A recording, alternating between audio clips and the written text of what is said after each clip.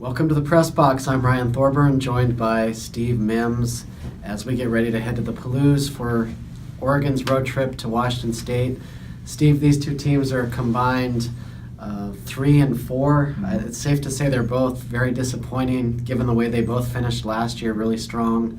Expectations at Oregon are always high, and now they're coming off back-to-back losses to Nebraska and Colorado, two games they really had a great chance to win. What do you see as the mood for the Ducks going into this? I know they had a players-only meeting. They're saying all the right things, but is this just a mediocre team, or can they turn it around and make a run like last year? Well, we'll see. When I hear players-only meeting, that almost sometimes makes me feel a little bit like, these guys are getting a little uncertain, and they're, talking about trying to kind of have a kumbaya moment or something like that. And so I'm not sure that those always work. We'll see a little bit more on the field. I think it's a bad matchup right now for that defense. Never a good time to kind of go up against the air raid, but right now this defense, they're talking about, guys have been out of position, or the guys haven't, fit a gap, or they haven't made the tackle, getting more than one guy to the ball, and that's kind of the kind of thing that Mike Leach will sit there and just kind of pick you apart. So I think it's a bad matchup for Oregon going in this week. Question is whether or not Oregon's offense can kind of just match point for point with the Cougars and come down to the end. Of course, last week Colorado came in here.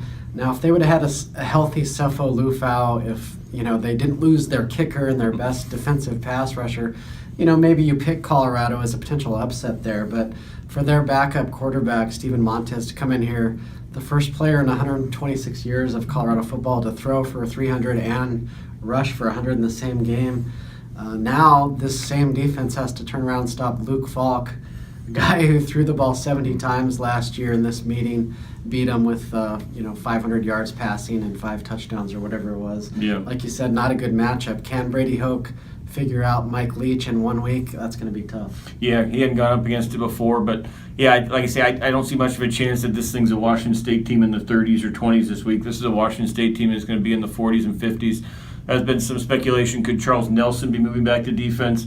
Brady did talk about how they're, examining personnel. Helfrich made kind of a reference to in the secondary in particular, moving some guys around. There has been some hints that maybe Charles Nelson coming back to defense. Sounds like Tyree Robinson will stick at corner. They like him over there. But we've seen the safeties. We've seen Juwan Williams, Reggie Daniels, Khalil Oliver, Brendan Schooler all kind of rotated in and out of there, and they're still trying to find a solution.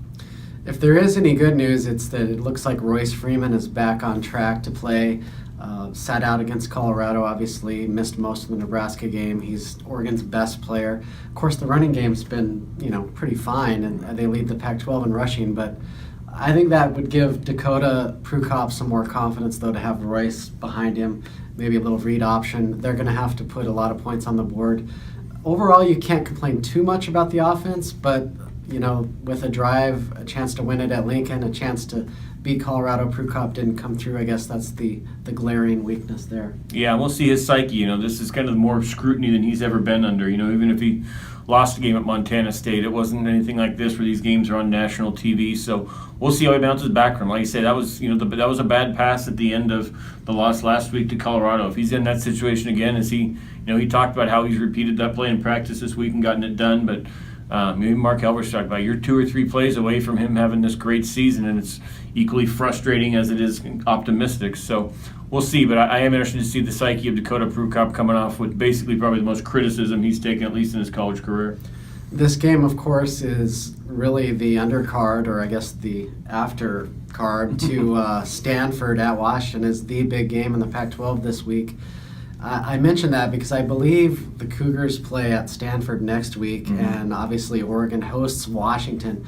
That just makes this even more critical. The loser of this game is in real trouble in the Pac-12. Well, and if you're Oregon, I think it's really critical. If you lose back-to-back years to Washington State, which is kind of a team that, quite frankly, the fans had kind of considered was now the team that you beat every year. You lose twice in a row to them, then you come home and you got Washington coming, expecting to break this 12-game losing streak. If things go bad this week and it only gets worse if you lose to the Huskies, if you think there's some naysayers out there right now, if this team goes to 2-4 with a loss and loses their decade or dozen years streak to the Huskies, this could be a really interesting next 2 weeks for Oregon to see kind of where the direction of this season goes.